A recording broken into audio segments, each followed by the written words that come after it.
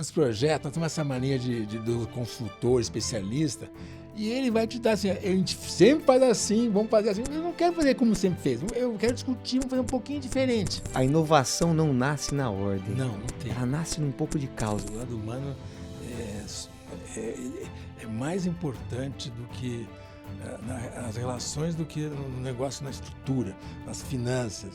Questionar o status quo, questionar o porquê. Mas por quê? Por que é assim? Por que não dá?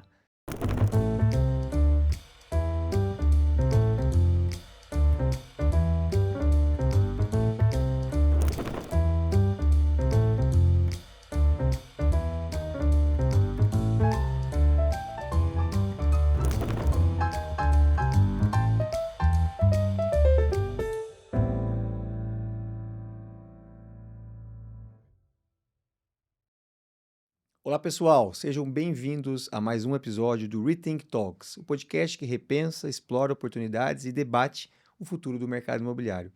Sempre com conversas estratégicas, humanas e provocadoras com quem realmente vive o setor. No episódio de hoje eu recebo um convidado que eu posso chamar de amigo, professor, que une pioneirismo, visão de longo prazo e um compromisso com a cidade. Estou falando de Rafael Birman, incorporador com décadas de mercado, fundador da Birman SA. Certamente você já foi ou viu um prédio que foi feito pelo Rafael. Quer ver só? O famoso Prédio da Baleia, na Faria Lima, também conhecido como B32. Foi ele que fez. E sabe por que chama-se B32? O B é de Birman e 32 é o número de prédios construídos por esse cara que está aqui do meu lado e que desde 2010, quando eu pisei pela primeira vez no Brasil para falar de real estate, me recebeu de modo muito generoso e abriu muitas portas no mercado imobiliário brasileiro. O mercado imobiliário de São Paulo, eu ouso dizer, do Brasil, tem profundas influências por conta desse cara aqui. Rafael, seja muito bem-vindo ao Rethink Talks, é uma honra te receber aqui. Confesso que eu esperei passar alguns episódios para eu ficar um pouco mais descontraído, porque eu não nasci para fazer isso, para chamar você, porque eu acho que você tem muitas histórias boas e você é um cara que trouxe muitas novidades. Você sempre pensou à frente do tempo, e não sou eu que digo isso, tá? Você tem um leque de pessoas no mercado que dizem isso sobre você. Então é um prazer ter você aqui hoje. Obrigado, Gustavo. Obrigado pelas palavras gentis. Vamos lá? Vamos lá, então as horas. Pergunta óbvia, mas nem tão óbvia. O que te trouxe para real estate? Por que real estate, cara? Ninguém acorda quando é criança e fala, vou construir prédio comercial aqui de escritórios em São Paulo. Essa é engraçada porque eu não escolhi a profissão. Na verdade, eu nunca pensei em trabalhar no real estate. Meu pai, quando na verdade, ele ficou doente, teve aquela doença terrível, e está desenganado. Ele era dono do Banco Crefsul, ele vendeu o banco e aí nós falamos, pai, o que tu quer fazer? Ele disse, vamos fazer negócios imobiliários. Mas eu falei, pai, mas não entendemos nada de negócio imobiliário. Ele disse, esse negócio é fácil. E aí ele entrou no negócio imobiliário, ele faleceu um pouco depois. E eu, na verdade, fui jogado nesse negócio, não entendia nada. Me lembro que eu estava preocupado em aprender, tentando entender. E hoje, olhando para trás, eu vejo que não tinha a melhor escolha para mim, porque é uma profissão super interessante, onde você vê tudo. Você discute desde engenharia, finanças, a arte, a arquitetura, urbanismo, tudo está nessa profissão que tem sido uma experiência fantástica que eu hoje não consigo imaginar eu fazer outra coisa. Apesar que não foi escolhido, foi por acaso. Interessante, a profissão que escolheu. Quando a gente olha para o passado, assim, você teve uma empresa muito grande, assim, que construiu muitos prédios e tal, mas o que eu acho interessante, entre outros legados aqui, é o que dentro do mercado imobiliário, e eu estou falando do mercado imobiliário para quem está acompanhando aqui, o mercado imobiliário é mais de commercial real estate, né? De escritórios, principalmente, né? Mas quando eu falo commercial real estate, é escritórios, shopping, industrial logístico, essa parte que é um pouco diferente do mercado residencial. Então, nós estamos falando de um mercado de escritórios aqui, principalmente, mais majoritariamente. E dentro desse mercado, existe uma coisa que nos bastidores aqui, dentro do GR Instituto, a gente fala muito e a gente ouve muito falar, que foi a Escola Birman, né? Porque a gente tem dentro dos membros nossos, assim, e vários líderes, CEOs de grandes empresas hoje em dia, Engraçado. caras que foram estagiários na É, Birman, etc. Eu vou citar aqui o Roberto Perrone, que é CEO da Brookfield, que é o maior investidor internacional no Brasil, o Walter Cardoso, da CBRE, que agora saiu da CBRE, mas que foi CEO da CBRE por muito tempo, o João Teixeira, quem mais aí? Puxa, tem o vários, eu estou Daniel esquecendo. Sherman, O tem uma Daniel opção. Sherman, que foi da Tishman por muito tempo. Acho que é uma turma muito boa, né? Como é que foi esse processo como um todo Olha, aí? Porque o que eles tinham, tem pra mim assim, cara, o Rafael era fogo de lidar. Mas eu aprendi demais naquela é época. E todo engraçado. mundo olha com muito carinho para aquela época. Eu nem que eu fico muito satisfeito com isso, né? Porque mas em todas aquelas coisas da minha vida, a coisa que eu mais falo é eu não sei. Porque realmente, por que que aconteceu isso? O que que exatamente foi? Eu não sei nem, não tem assim uma teoria, olha, a gente fazia assim e funcionava.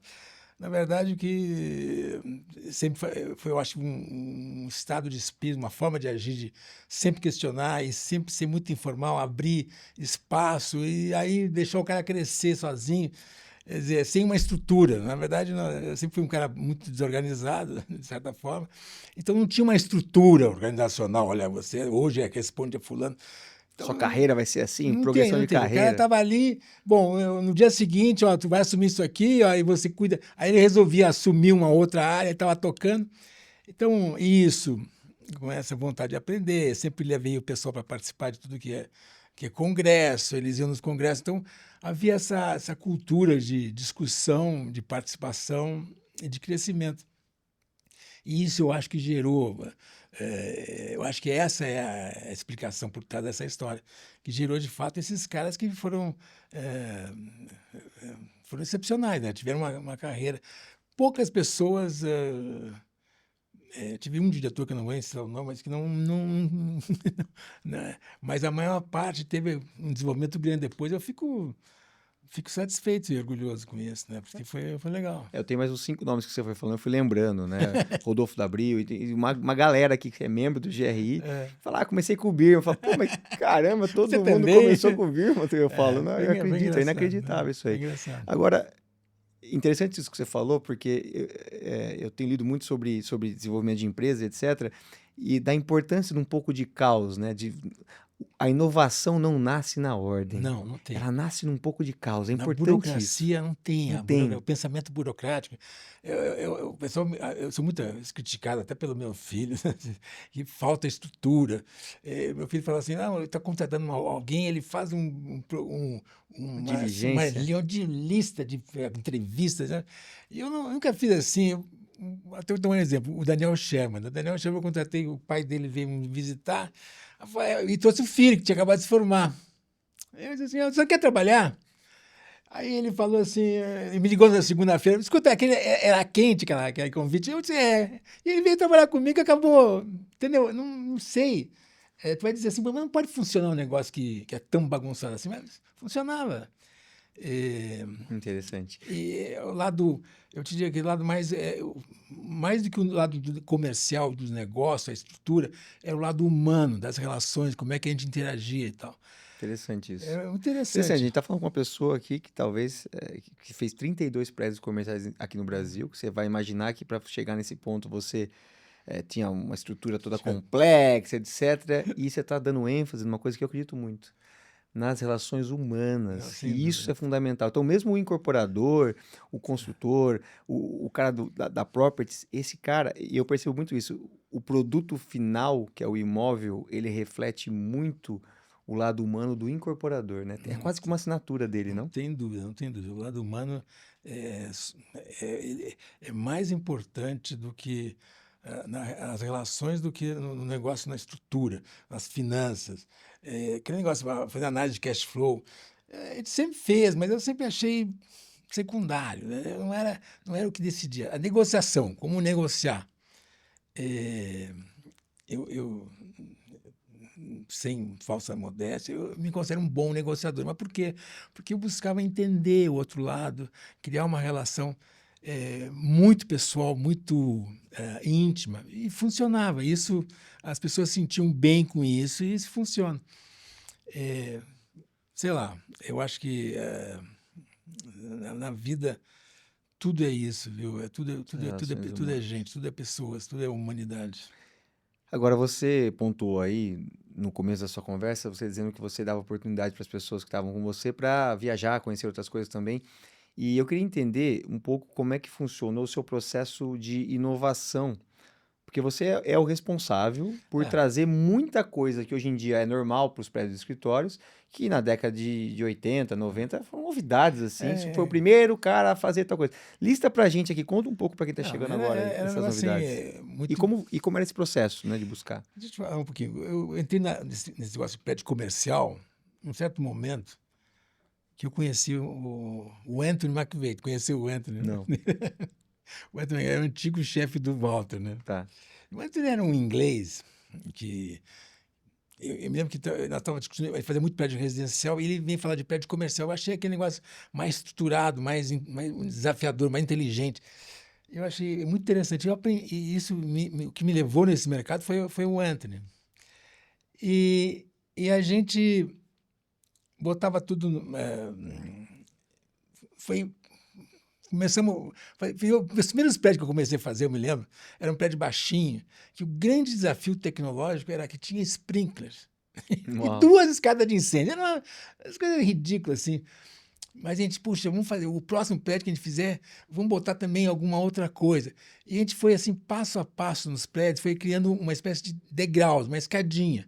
Cada prédio a gente ia evoluindo. Ó, puxa, agora fomos visitar lá a Paulista, o Citibank fez um prédio que tinha, não era piso elevado, mas era umas canaletas de piso. E, pô, que interessante, vamos implantar isso no prédio. Aí implantamos, puxa vida, e piso elevado. Eu lembro que a gente foi discutir, ninguém, é muito caro, não dá para fazer. Eu falei, não é possível, tem que fazer, tem que fazer. Eh, então, eu acho que era um pouco dessa minha. Eu, por natureza, sou uma pessoa rebelde, detesto caixinha, né? Sem quadrado, não aceito limite, meio briguento. Então, tudo isso me levava a questionar e procurar ver onde é que podia melhorar. E foi assim, foi um aprendizado.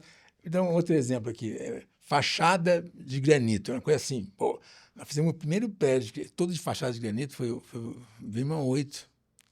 Na época, mas como? Tudo de granito? Faz o segundo andar de granito, depois põe um fugê.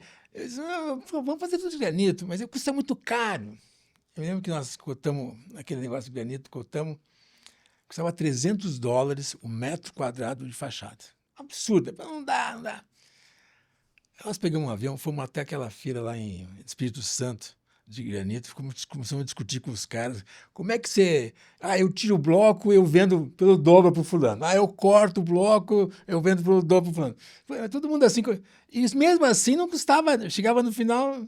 Enfim, eu comprei a fachada desde o bloco e acabou me custando $100. Na época, o pessoal de mar me chiou que eu estava entrando no mercado deles, que eu tinha que pagar ICMS, né? Bom, mas é assim, a gente eu nunca quis abrir mão de fazer o melhor, mas sempre quis discutir, vamos buscar um custo, vamos fazer uma forma. E é interessante que o Brasil é uma economia pouco competitiva, né? Então, Uhum. tem muita margem, muito espaço para você fazer essas coisas. Era naquele tempo, né? Tempos históricos e heróicos de antigamente. Muito bom. E quando você olha para o mercado de hoje, assim, Rafael, o que que você entende que está ultrapassado, que está faltando coragem para alguém falar, cara, dá para fazer sim essa fachada de É, mármore e vai atrás e resolve. Porque eu sinto que às vezes falta um pouco de rebeldia, né? E às falta, vezes não é nem por covardia do incorporador. Às vezes ele está tão falta. atolado no fluxo de Não, caixa, vendas, não tem, equipe, nós vivemos imposto, aprovação. É duro, né? Não tô julgando, tô sabendo que fi- falta fi- às vezes. fica numa discussão sempre que eu chamava de dinheiro rápido, né? É, eu me lembro de uma conversa que eu tive com ele, Ron, disse, "Puxa, mas não tem um dinheiro mais calmo, que a gente pode fazer umas coisas com mais... Vamos estudar melhor, planejar melhor. Não. Dinheiro tem que ser... Juro é juro, tem que... tem que atender. Então, a gente vive tem pouco capital, né? Apesar de hoje ter muito capital, tem pouco. Capital quer apostar num projeto que vai render tanto no mês que vem. Às vezes, tu tem que fazer coisas maiores, um pouco mais audaciosas, de mais volume. Você precisa ter investir com um pouco de paciência, né? E estudar um pouco mais, e desenvolver, trazer ideias. Então, eu acho que o que falta, eu acho que é esse pensar grande, tá? Eu acho que nós estamos, infelizmente, a gente está imerso numa cidades que não tem uma estrutura, um urbanismo adequado. O Brasil está, apesar de a gente se considera assim o país da arquitetura moderna, do Niemeyer, mas a gente fez, sei lá, eu acho que está tudo errado. E as nossas cidades refletem isso, né? Tu vê que as cidades são muito difíceis, muito inóspitas, né? Tem o problema do crime, do transporte, da habitação, todos. É uma cidade difícil. Então, você vai fazer prédio nessa cidade, não tem. E como é que você faz isso sem resolver o problema do urbanismo? Então, eu acho que uma visão que falta, eu acho que há muito tempo eu estou com essa ideia de que o negócio imobiliário vai se resolver se a gente começar a ter um foco no urbanismo e numa certa ética de como fazer as coisas. Esses são os problemas que nós temos hoje, que eu acho que eles não fazem muita parte da discussão no dia a dia. Não. Quando a gente fala de projeto, vou fazer um prédio assim, eu fiz aqui um projeto assado, mas ninguém fala em termos de Urbanismo, cidade. Como é cidades, que vamos ética. resolver a cidade? Como é que o teu projeto está nessa cidade? Qual seria o que é o correto fazer? Né? O que é o ético fazer? Essas são discussões que eu acho que estão ausentes do nosso métier, da visão dos nossos incorporadores. Né? E, enfim, eu acho que é essa a Eu acho questão. que pegando o gancho no que você está falando, acho que o B32, que é o prédio da Baleia, e se o editor puder colocar aqui algumas imagens para ilustrar o B32, que eu acho que vale a pena, eu acho que esse B32, ele talvez reflete um pouco da sua visão do que é o urbanismo, Não, de qual é a relação do prédio com as cidades. Elabora um pouco aqui, porque não, tem um espaço é. grande ali que foi É. pensado para a Não, cidade. foi realmente. O B32, é o cume de toda essa minha preocupação em fazer um imobiliário, uma construção inserida no urbanismo, numa visão urbana e numa visão ética. Tanto nós fizemos temos até um slogan do projeto, que era pôr uma cidade melhor. Pode parecer conversa, mas realmente era uma preocupação nossa fazer um projeto que desenvolvesse um urbanismo melhor. E a gente demorou, o projeto atrasou, porque teve muito problema. Então teve tempo de a gente discutir, desenvolver e fazer toda essa discussão do como que o placemaking, como é que ele se insere na vizinhança, como é que ele integra com a cidade, como é que ele ajuda a cidade. Eu me lembro que tinha discussões assim, mas o que um prédio ético, o que quer dizer um prédio ético? Né? Vai ter uma garagem, o que a garagem é ética? A garagem pode ser ética, sim. Se a garagem ela está preocupada com, de uma certa forma, responder ao transporte da cidade, à facilidade de acesso, ela está tendo um comportamento ético, entendeu?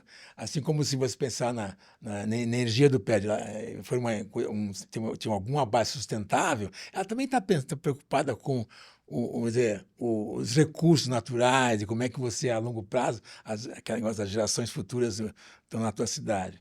E se ela pensar como é que a pessoa vai utilizar aquele prédio, vai poder, durante o almoço, descer, comer um sanduíche numa praça e ter um ambiente. Quer dizer, o que é um bom urbanismo? Para começar, é uma cidade que você goste possa viver Sinta pequenos bem. momentos, né?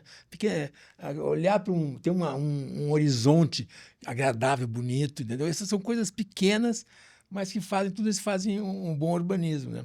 Então, esse prédio, ele foi construído assim, foi uma coisa interessante, que comecei o prédio, eu sentei um dia e disse, vou fazer esse prédio, E eu tinha tido uns problemas financeiros, estava num momento difícil, estava me recuperando. Eu disse, puxa, mas agora eu quero fazer um prédio, vou ter uma oportunidade de fazer um prédio desses, eu vou ter que focar. Aí eu pensei, pô, o que eu vou fazer? Então eu escrevi eu quero fazer o prédio referência de escritório de São Paulo. Aí botei 3 objetivos. Fazer o prédio no estado arquitetonicamente ser um marco. 2, arquitetônica e urbanisticamente. 2, estado da arte em todos os aspectos técnicos do projeto. E 3, que é o mais engraçado, era fazer definir um paradigma de propriedade e gestão que fosse inovador. Isso, o fato de você pensar nessas coisas e botar 3 linhas num papel, e ao longo do tempo, cada vez que eu descontava um problema, eu pensava nessas coisas. Como é que eu vou fazer isso aqui? Então, como é que vamos fazer para ele ser estado da arte em todos os aspectos? Então, nós fomos discutir, fomos buscar gente. Eu me lembro que a gente viajou nessas coisas. E pensamos até, vamos botar aquele vários elevadores num shaft só. Ideias que foram impraticáveis e não saíram. Mas outras coisas a gente foi pensando e foi alcançando. Eu posso hoje te dizer que eu fico muito satisfeito de ter atingido os 3 objetivos, né? Uma das coisas que hoje todo mundo conhece o prédio pela baleia que está lá na frente. E a baleia ela nem existia, né?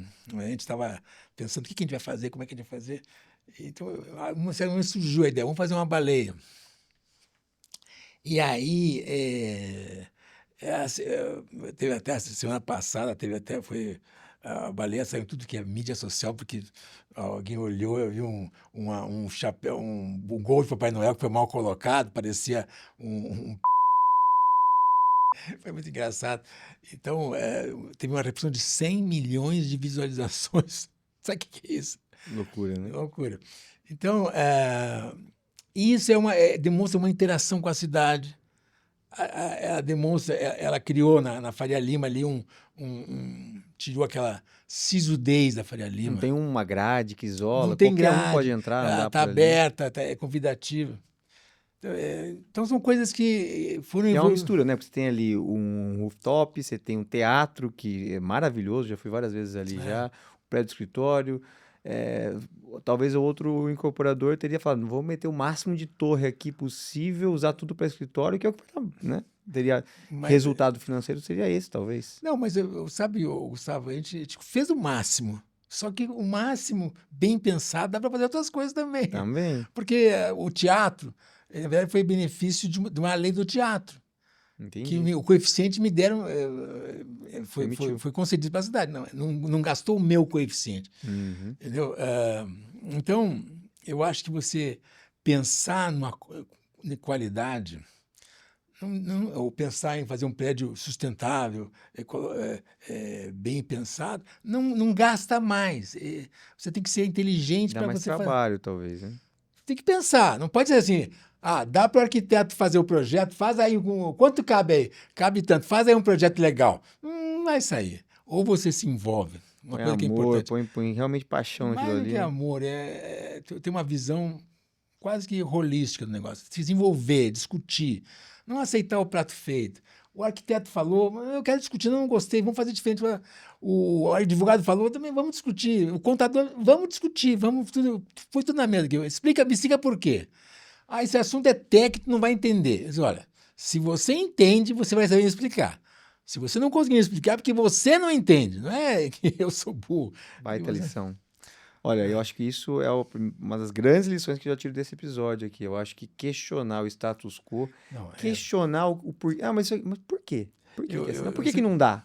Será que não dá mesmo? Mas o que a lei faz? Mas por quê? Ser o terror dos arquitetos e dos advogados. O caminho sulcado é a coisa mais idiota que tem. E eu tinha prazer em discutir. Eu nasci rebelde, como eu te falei, eu nasci rebelde. Ainda bem que eu nasci no Brasil, porque está tudo errado, é fácil discutir. Se eu nasci na Suécia, ia ser um doente mental, né? Porque reclamar de tudo está perfeito. Mas aqui tudo...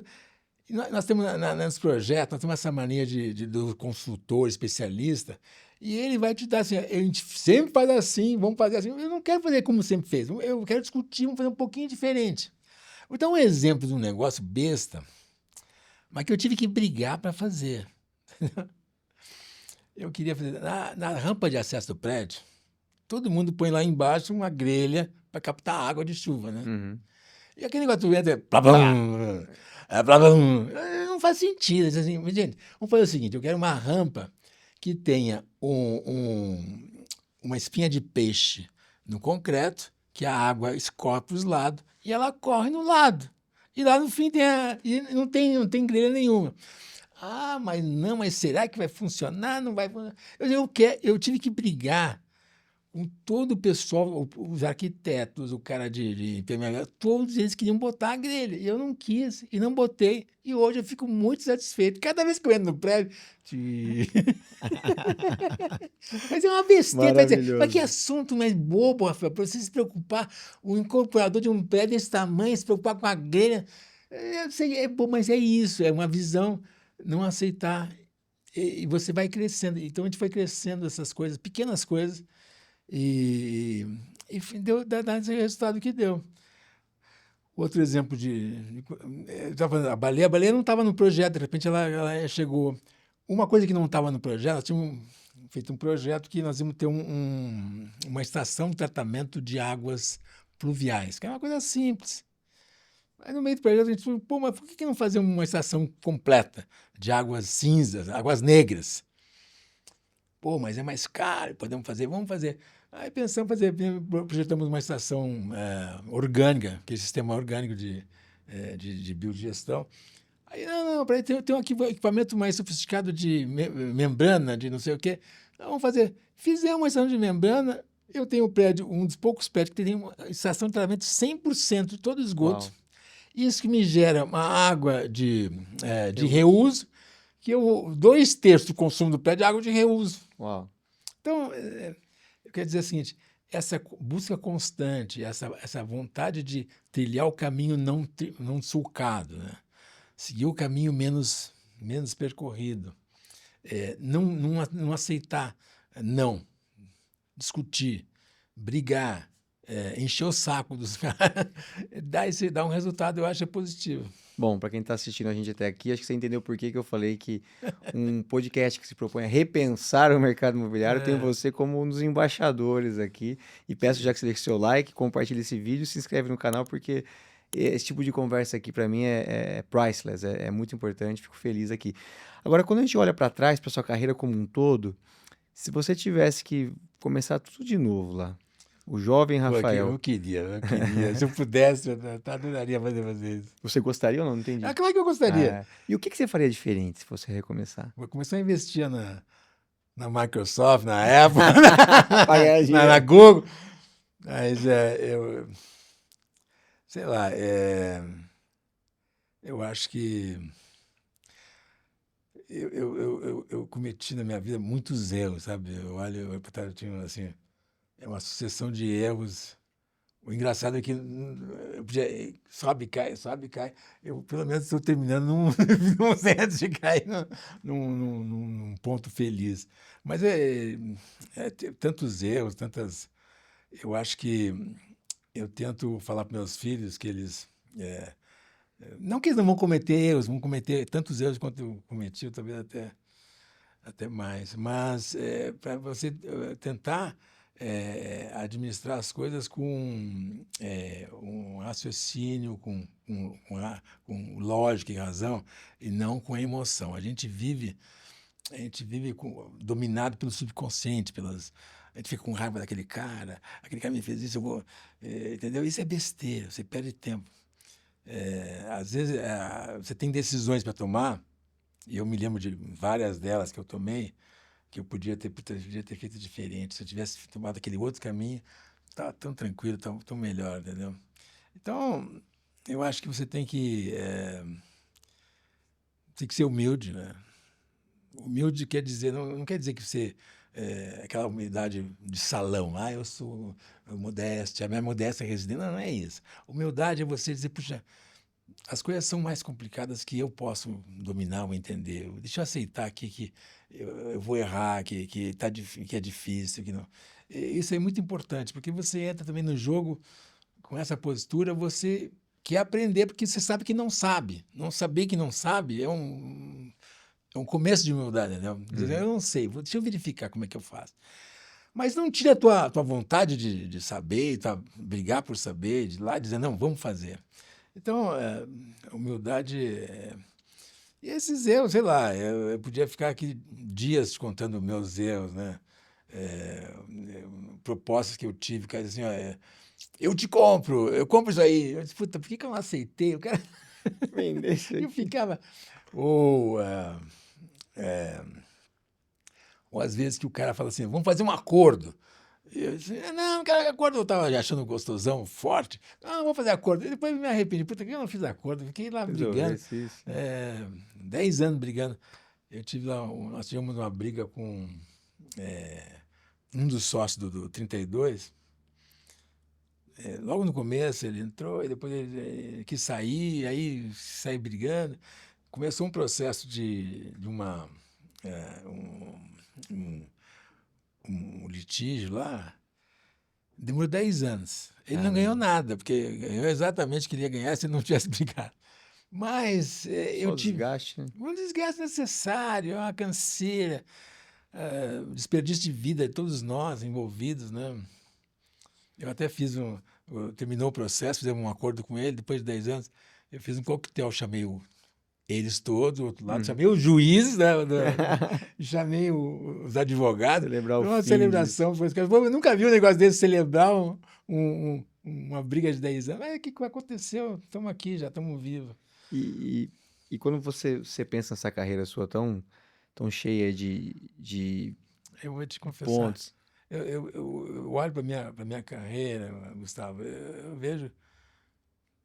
vejo mais do que eu não fiz, o que eu podia ter feito, do que eu fiz, entendeu? Eu é acho que eu mesmo? fiz. Eu estou sempre questionando. Eu acho isso. Eu acho. Mesmo com tantas coisas feitas, com tantas Puta vidas merda. impactadas, você ainda tem essa sensação? Eu tenho essa sensação, já tenho essa sensação. Eu acho que é parte da minha natureza insatisfeita com as coisas, né? Eu acho que eu podia. Talvez é da sua natureza, né? Foi Você é um mais cara que natureza. nasceu com a Fiquei régua insatisfeito. alta, para questionar, para querer fazer Mas mais, para pode ter essa ser isso, energia. pode ser. E daqui 20, 30 anos, quando a gente falar do Rafael Birman, você quer que você seja lembrado de que maneira? Putz, eu acho que se eu olhar minha vida, eu diria que eu fui mais. Eu me sinto mais realizado como pessoa, como homem, como ser humano, do que como empresário. Então, eu acho que as pessoas que eu convivi, que eu transacionei, eu acho que elas deviam. Eu gostaria que elas lembrassem mais desse lado.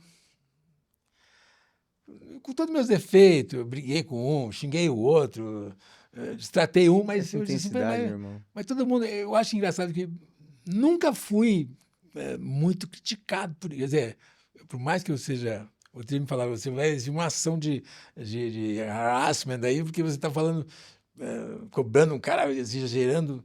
Eu disse, mas na verdade as pessoas acabam aceitando, porque sabe que eu estou de boa fé, de boa vontade. Então, eu acho que esse lado humano, eu não quero ser lembrado como um grande empresário, entendeu? Eu não acho importante. Eu acho que, puta, o Rafael é um ser humano que foi legal, um cara que me tratou, me abriu, me deu. Eu acho que isso é mais importante para mim. Interessante, porque eu abri a conversa, eu não sabia dessa resposta sua, eu abri a conversa com essa deferência, né? Com essa gratidão sua como ser humano, de ter aberto tantas portas para mim no Brasil, etc. Eu falava com você um pouco antes Isso é disso, uma e é coisa isso mesmo. que me deixa mais satisfeito que qualquer outra coisa, entendeu? Eu acho que é mais importante. E eu posso te dizer, que quando eu converso no mercado, etc., a gente tem uma rede boa de relacionamento. Quando a gente fala do Rafael, a gente pode até ouvir alguém falar assim, pô, Rafael é foda. Mas é um cara bom. Mas ele é por todos os lados. É um cara difícil de negociar, é um cara difícil de. Mas é um cara que, puta, que é bom trabalhar junto, que ele sobe a régua pra cima de tudo que é feito, das exigências, do desenvolvimento das pessoas, dos projetos. Contribuir para a cidade dessa forma também e para vidas que estão envolvidas com isso aqui. Então, acho que nesse aspecto as pessoas conseguem entender que muito desse espaço que você colocou de uma briga, uma discussão, aquilo ali, ele vem muito da sua natureza, que te faz ser um indivíduo tão excepcional. Que gera um resultado positivo. Eu acho que atrai as pessoas por isso. Eu acho que eu fico muito satisfeito disso. Eu acho que o mercado, não sei, é difícil eu avaliar o mercado. Você está mais fora, você avalia melhor o que as pessoas falam, né? Mas eu acho que é isso. Eu acho que, apesar de eu ter tido meus problemas financeiros, ter vários problemas, eu acho que o mercado sempre ficou com uma visão positiva, né? Não é uma visão, mas é muito fruto desse lado humano, desse lado dessas coisas que eu acho que é importante, que eu acho que as pessoas também sentem isso aí. Eu acho, Muito bom, realmente. muito bom. Meu caro, eu queria te agradecer aqui essa conversa. Eu quero marcar um dia com você e chamar essa turma toda que viveu com você, mas a gente vai ter que ter uma mesa, ou É, podemos até ir na tua casa, ou na casa do João, ou do Walter, combina, tomamos um é, uísque ou um vinho, vamos, e aí a gente grava. vamos fazer, Coloca os vamos fazer. microfones ali, vocês esqueceram o microfone e queremos saber as histórias todas aí Puta, mas dessas décadas de é tanta empreendedorismo. história que eu até esqueci uma parte, mas é engraçado. Mas a gente traz eles, que eles vão lembrar com Eles lembram, certeza. né? Cada um lembra um Quando pedacinho. eu falei que você ia vir aqui para alguns, ele falou, pô, pergunta isso. Eu falei, não, nós vamos marcar um outro episódio só para arrancar as histórias boas, as boas risadas de negociações, de conflitos e de ideias malucas Ah, também, que eu acho que merece. Então eu quero te legal. agradecer a presença aqui de novo, Isso, uma Gustavo. honra, viu? De A coração honra mesmo. foi minha, Gustavo. Fico muito Obrigado. feliz. Parabéns pela jornada até aqui, que a gente continue fazendo muitas coisas aí, que você continue construindo e trazendo essa criatividade, essa inteligência crítica para o mercado imobiliário, questionando os padrões, questionando os porquês, porque eu acho que só essa crítica faz a gente repensar o É mercado verdade. imobiliário. É verdade. Obrigado, Gustavo. Obrigado. Para você que chegou até aqui, meu muito obrigado. Foi um prazer ter você com a gente aqui. De novo, deixa seu like, compartilha esse vídeo, se inscreve no canal e em breve a gente volta aqui com mais conversas tão legais quanto essa, que realmente me deixou muito feliz. Obrigado.